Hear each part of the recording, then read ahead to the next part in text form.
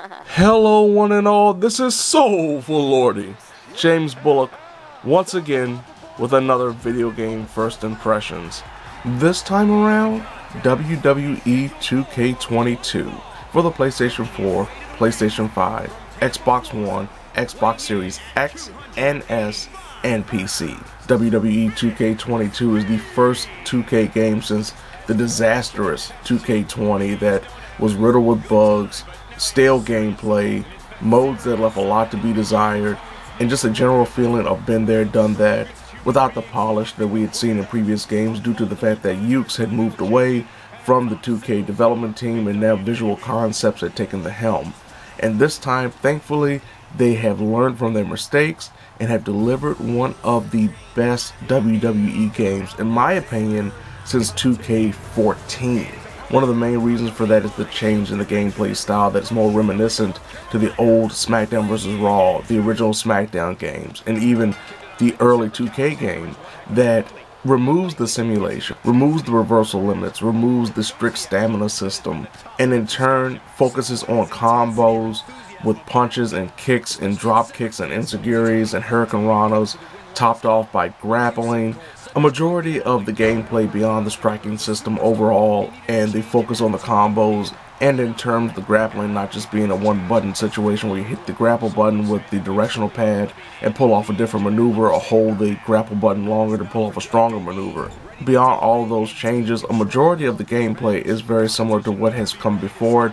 I think one of the biggest changes for a lot of people, especially coming off of the old WWE games, is just getting used to some of the changes in the terms of the control scheme. Square button in terms of the PlayStation games is for light punch, the X button is for heavy strikes, and the circle button is now strictly for grappling, instead of that being for the Irish whip and the X being for grappling, and the square being the general striking button in the old games.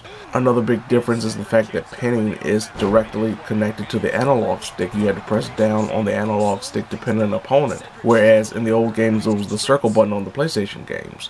So that's something that I had to get used to, and there have been actual times where I've had a big match, hit the finisher, and use the circle button because just muscle memory is that pin was circle. Another big change is the fact that the triangle button is now the reversal button. So that's something also I had to get used to, especially when it comes to the fact that there are no reversal limiters.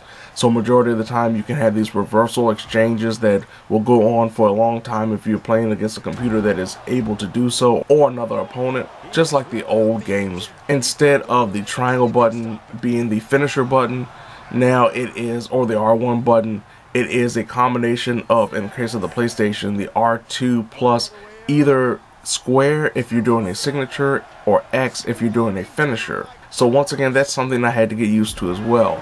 And I think that's the biggest thing about this game when it comes to the gameplay, is the changes in the control scheme that players who have played a majority of these games will have to get used to and have to adapt to. When it comes to match types, pretty much everything that you've seen in the previous games is back again, with no additions or really any subtractions, unfortunately. There are a lot of modes when it comes to this game, starting off with the 2K Showcase return, where Rey Mysterio is the focus, and it is hit and miss. The gameplay is fine. The story presentation is really good, with Rey narrating over certain sequences as the gameplay, depending on if you complete an objective. It will go from the in-game models to actual footage from that match that you're participating in, which I think is a really cool implementation. But on the opposite end of the spectrum, one of the biggest disappointments about 2K Showcase mode in this iteration is the fact that really only one thing about Rey's career pre-WWE Showcase, which is the match with Eddie Guerrero from Halloween Havoc 1997. He had so many other moments. In WCW, in ECW, in Mexico, it's unfortunate that they couldn't go that extra mile and get other people signed up or do different character models, like having Billy Kidman involved, or Psychosis, or Juventud, so you could have more of that overall feel of Rey's incredible career. Another returning mode, which is the first for the 2K games, is My GM, which is the GM mode from 2006, 2007, and 2008 SmackDown vs. Raw. But it is a lot different from that. Specifically, from the onset, you can only have one male and one female champion, which is very unfortunate because it really diminishes the overall feel of growth for certain stars if you have them on your roster. There's also the big change in the fact that you can only have 3 matches per regular show, 5 matches for a pay-per-view, and 2 promo segments. There's really no real inclination to have a gigantic roster other than the fact you want to have people that will replace those that are being utilized and their stamina runs out and you don't want them to get injured because their stamina is too low. Another big change when it comes to the presentation of the wrestlers themselves is the fact that each wrestler is classed. So you can have a powerhouse, a technician, a specialist, a high flyer, a giant. And depending on what kind of match that you have, the styles that clash will present better match results instead of having like the old GM where the most celebrated matches were those with the biggest, most popular stars. And it can be hit and miss because you can have a feud that starts up with 2 guys that just don't click. And then you have to kind of go through with that feud. One thing that has been improved upon compared to the old GM mode is the fact that if you don't have the 2 wrestlers interact 1 week, it doesn't mean that the feud is completely over. It doesn't wipe it clean. That means that you still can go on and continue on with the story if you want to. And then there's also the option of actually having multiple feuds with 1 character at a time. Another cool thing about this is the fact that they do limit a budget, so you have to be very careful about how you spend your money and not trying to run these big stadiums and trying to get the best pyrotechnics all the time because you will run out of money fast. And on the opposite end of the spectrum, there also are these cards that you can buy in-game with the in-game currency where you can utilize things like giving a wrestler a spa day to help improve their stamina or sabotage the opposing brand's show by making sure one wrestler can't compete. My GM is entertaining to a certain extent. I think it will be one of those modes that is a lot more divisive than it was in the original iteration just because of the changes.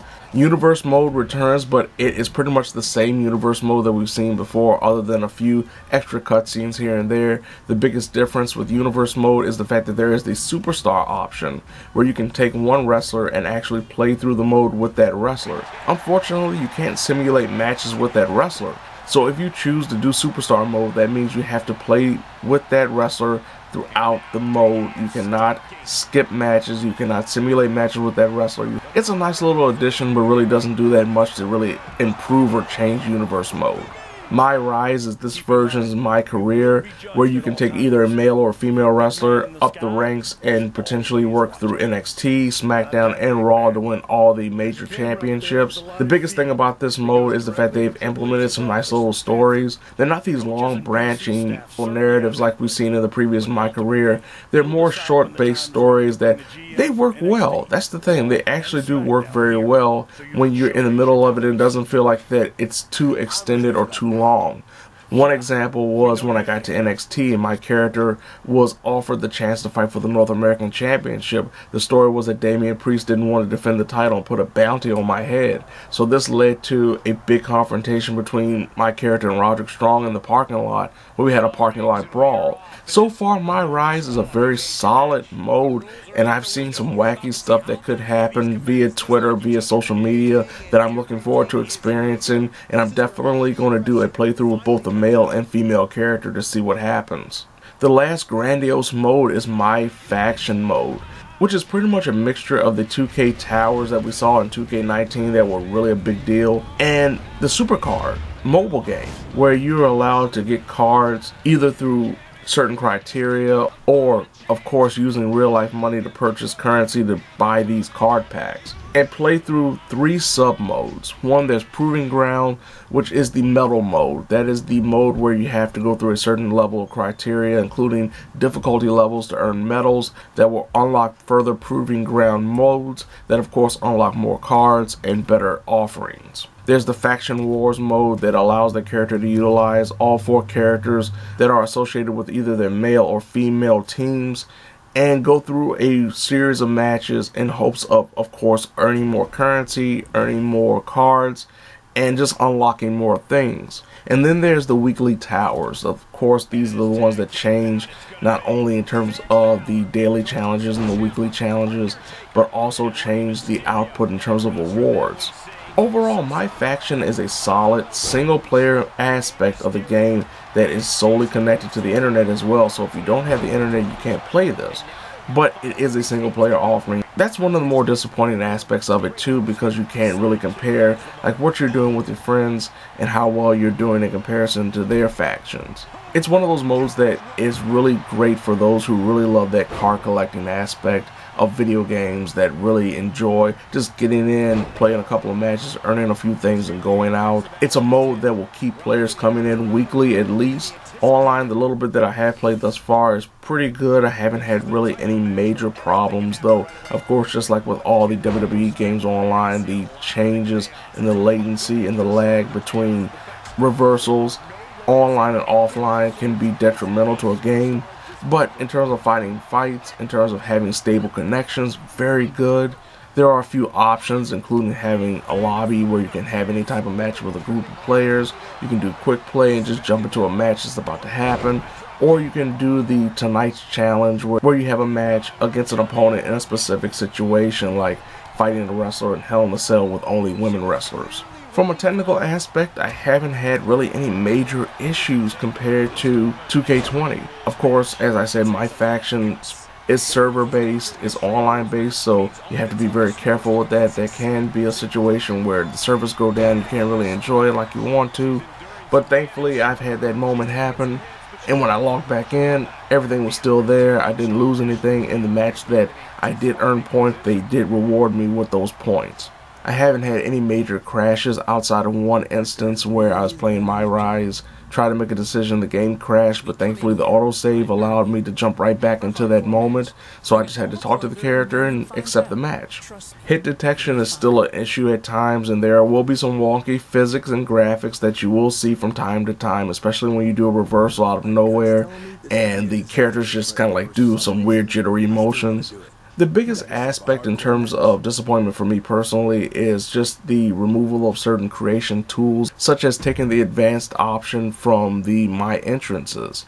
Being unable to mix and match entrances, lights, pyro, and everything that I really enjoyed doing with certain characters that I created is no longer available, and it's more just rooted in the old systems of you choose this character template and style of an entrance and that's pretty much all you get, which takes away some of the individuality when it comes to creating wrestlers, especially when it comes to creating the entrance for a wrestler.